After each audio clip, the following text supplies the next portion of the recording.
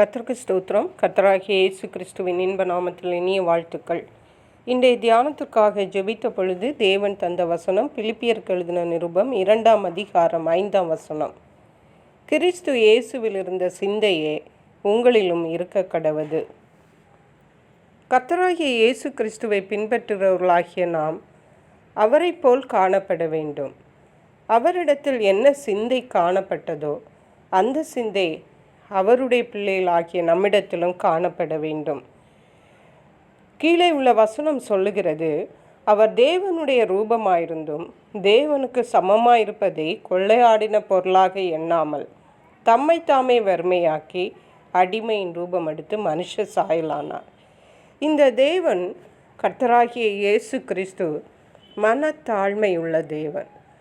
தேவனுக்கு சமமாயிருந்தும் அதை கொள்ளையாடின பொருளாய் எண்ணாமல் அடிமையின் ரூபமாகிய மனுஷ சாயலானார். அது மட்டுமல்ல, மனுஷ ரூபமாய் காணப்பட்டு மரண பரியந்தமும், அதாவது சிலுவையின் மரண பரியந்தம் கீழ்ப்படிந்தவராகி தம்மை தாமே தாழ்த்தினார். ஹல்லேலூயா. இயேசு கிறிஸ்துவின் சிந்தை நம்மிடத்தில் வரும்பொழுது நாமும் இவ்விதமாகத்தான் நம்மை நாமே தாழ்த்துகிறவர்களாய் காணப்படுவோம். நம்முடைய சிந்தனைகளை எல்லாம் தேவன் அறிகிறார். சங்கீதங்களின் புஸ்தகம் 139ஆம் சங்கீதம் 2ஆம் வசனத்தின் கடைசி பாகம் சொல்லுகிறது, என் நினைவுகளை தூரத்திலிருந்து அறிகிறீர். ஆம் பிரியமான தேவனுடைய பிள்ளைகளே, நம்முடைய சிந்தனைகள் எப்படிப்பட்டவைகள்? அவைகள் தாழ்மையானவைகளா, பெருமையானவைகளா, எப்படிப்பட்டவைகள் என்று நம்முடைய தேவன் அறிந்திருக்கிறார். மனுஷர்கள் அறிய முடியாது, ஆனால் கர்த்தர் அதை அறிந்திருக்கிறார். இயேசு கிறிஸ்து கூட மனுஷர் ரூபமாக இந்த உலகத்தில் இருந்த நாட்களில் மனுஷருடைய சிந்தனைகளை அறிந்து அவர் செயல்பட்ட தருணங்கள் உண்டு. சீஷர்களுடைய சிந்தனைகளை அறிந்து அவர்களுக்கு பதில் கொடுத்தார். அப்படியே வேதபாரகர் பரிசேயர்கள் அவர்களுடைய நினைவுகளை அறிந்தும் அவர் பதில் கொடுத்த தருணங்கள் உண்டு. பிரியமான தேவனுடைய பிள்ளைகளை, நம்முடைய கர்த்தராகிய இயேசு கிறிஸ்து நம்முடைய சிந்தனைகளை அறிகிற தேவனாயிருக்கிறார். ஆகவே கிறிஸ்து இயேசுவில் இருந்த சிந்தை நம்மில் காணப்படட்டும்.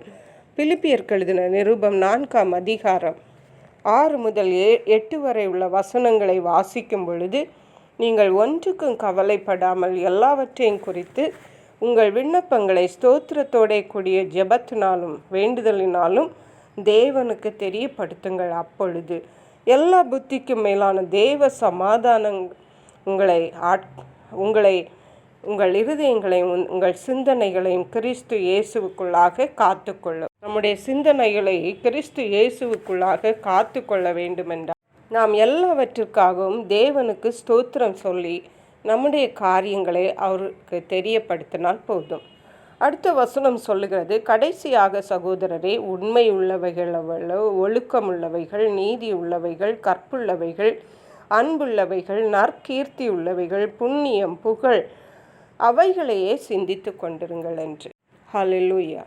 பிரியமான தேவனுடைய பிள்ளைகளே, நம்முடைய வாழ்க்கையிலே நம்முடைய சிந்தனைகள் கர்த்தருக்கு பிரியமானதாக இருக்கட்டும். கிறிஸ்து இயேசுவில் இருந்த சிந்தனை நம்மில் காணப்படட்டும்.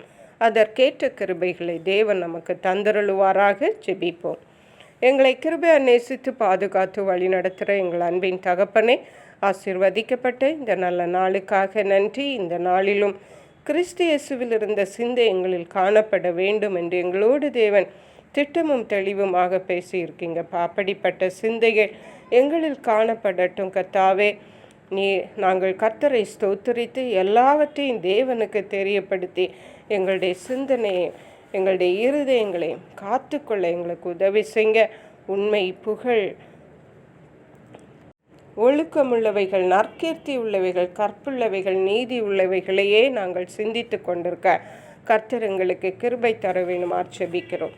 நன்றி பரிசுத்த ஆவியானவரே. துதி கன மகிமை உமக்கே செலுத்துகிறோம்.